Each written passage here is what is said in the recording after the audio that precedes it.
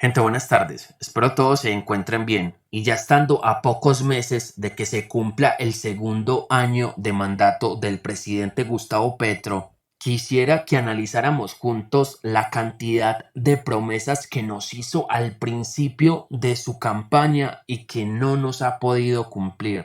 Pero por supuesto, quisiera que este análisis lo hagamos de una manera objetiva. Es decir, es bueno que tengamos pendiente las cosas que son imposibles de lograr en solo un año y medio de mandato, pero también es bueno sacar a relucir las cosas sencillas que ya hubiese podido materializar. Y se me ocurre que no las ha podido llevar a la materialización por tres razones fundamentales. La primera, por descuido, puede ser, ¿cierto? La segunda, a lo mejor porque para él no son para nada importantes. Y la tercera razón, que muy probablemente es la más triste de las tres, pero que de todas maneras hay que tocarla, se debe a que Gustavo Petro simplemente nos ilusionó como unos niños pequeños a todos los jóvenes que votamos por él y que le cumplimos el sueño que siempre tuvo, convertirse en presidente de la República de Colombia. Por último, antes de pasar a hablar de esas promesas que muy seguramente ya Gustavo Petro no nos va a cumplir, tengo que decir dos cosas. La primera es que no me arrepiento de haber votado por Gustavo Petro, pero los motivos son absurdamente lamentables, ya que considero que no había una persona adecuada en la oposición que pudiese haber sacado el país adelante. Miren que Rodolfo Hernández ahora mismo se encuentra enfermo con un cáncer terminal y también se encuentra siendo judicializado por ese problema tan fuerte que él tuvo cuando era alcalde de Bucaramanga.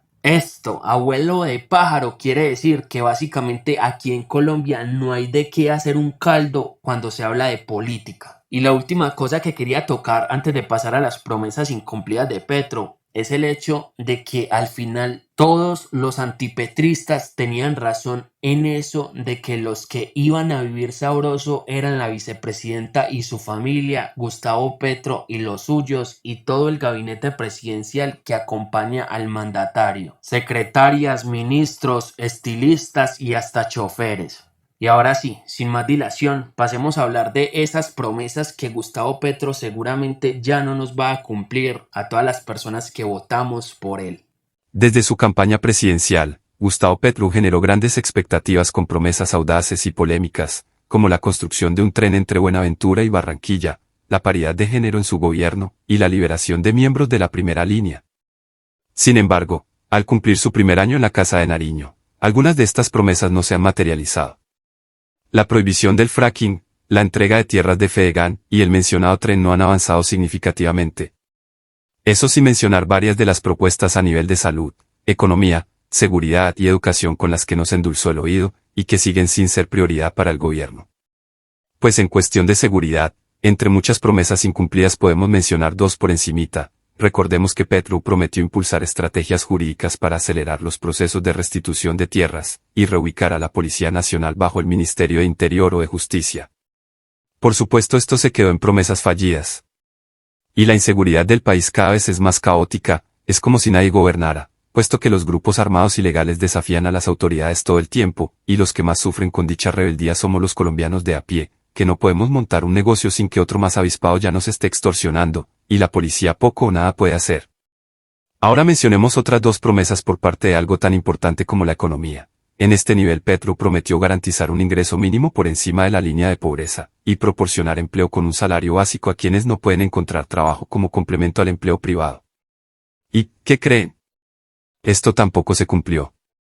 Seguimos más pobres que nunca, y los precios de la canasta familiar por las nubes. Pero en cambio analicemos dos nuevas promesas en el campo de la educación. Aquí Gustavito prometió garantizar el acceso de jóvenes a la educación pública, gratuita y de calidad a nivel tecnológico y universitario, y garantizar transporte, apoyo a las familias y extensión de la jornada educativa. Y adivinen qué ocurrió. Ya me imagino que adivinaron, porque estas dos promesas de gobierno tampoco han sido incluidas en la agenda de este año. Pues la educación en este país sigue siendo exclusiva para la gente de bien, que tienen la economía suficiente para costearse sus carreras completas y con especialidades en el extranjero. No obstante, ahora analicemos la salud, a ver si allí tenemos más suerte que en las anteriores ramas.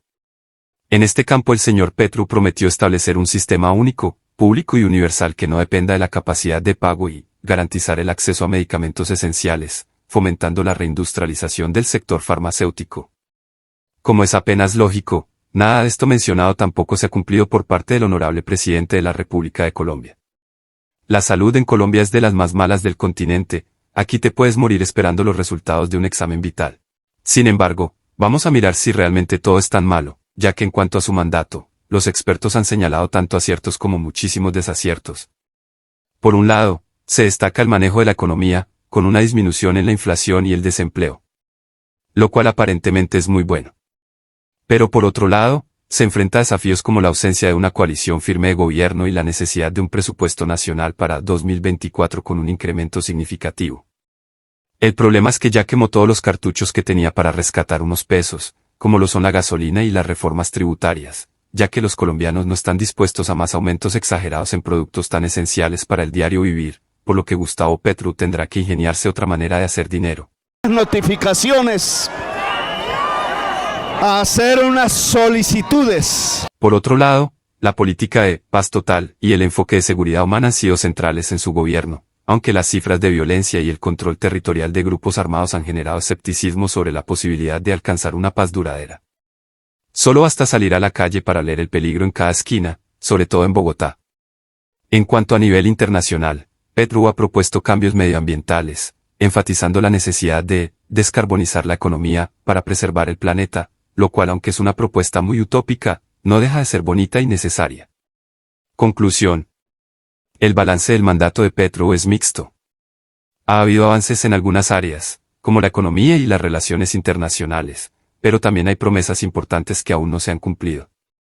Y se puede decir que hasta ahora la opinión sobre si su mandato es favorable o no varía según la perspectiva de cada individuo, y los valores que consideren más importantes. Gente, pues tal como lo acabamos de escuchar, Gustavo Petro ha intentado cumplir varias de sus promesas, aunque muchas también reposan en el olvido. A su favor se puede decir que cogió un país marchito, completamente endeudado y que aún no lo han dejado gobernar a plenitud, ya que cada vez que a Gustavo Petro se le ocurre materializar una propuesta, sus enemigos políticos se convierten inmediatamente en una piedra en el zapato. Y a veces cuando algunos amigos que también votaron por Petro me preguntan que por qué le tiro tan duro al viejo, le tiro duro porque precisamente esto ya lo sabíamos. Ya sabíamos que tenía muchos enemigos políticos. Desde el principio, cuando empezó su campaña presidencial, yo sabía que no lo iban a dejar gobernar, pero confié en la inteligencia de Gustavo Petro para poder sobreponerse ante las adversidades, y no ha sido capaz. Todos sabemos que lo que va de gobierno, Gustavo Petro sigue siendo una marioneta de las familias más poderosas del país, así él no lo quiera.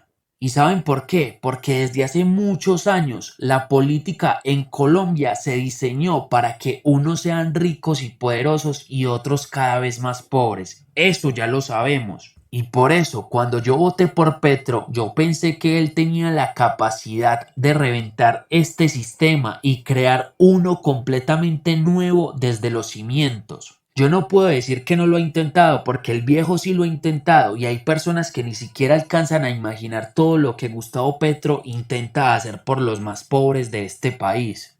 Pero vuelvo y les digo, va 1 año y medio de mandato y todavía sigue cayendo en la trampa de sus enemigos políticos y sigue discutiendo con ellos en vez de centrarse en una idea que le permita realizar su plan de gobierno de la mejor manera posible, sin que ninguno de sus planes políticos se vean truncados. Y por ahora, no siendo más, gente, gracias por haber estado aquí. Un abrazo y nos vemos en un próximo video.